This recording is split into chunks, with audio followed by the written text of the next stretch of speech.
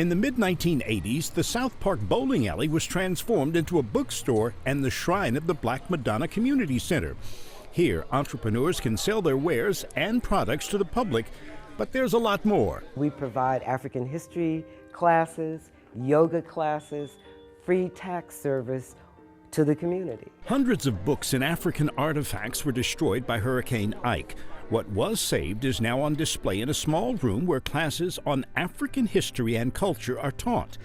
In another much larger room is a display of articles that relate to Africans being captured for use as slaves in the Americas. The Middle Passage meant a lot to Africans who were being brought to the New World to be slaves.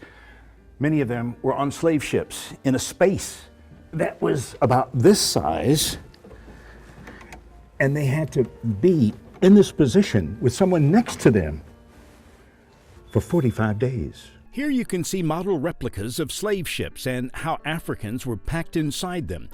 You can read stories in old newspapers about slave sales and auctions and the rewards being offered for capturing an escaped slave. There are also chains, shackles, and whips on display.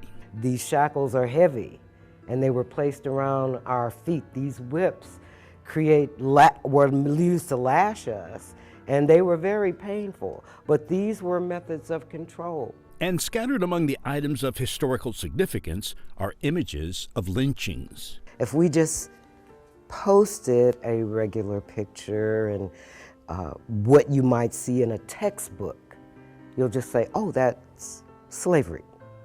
But you won't connect with it. So it has to be an in-your-face presentation where people can feel it when they come in. There's also an inventor's table where you can see a number of items that were created by African Americans. These are also things not taught in school, like the saddle. Who created the saddle? Who created the cash register, the ironing board?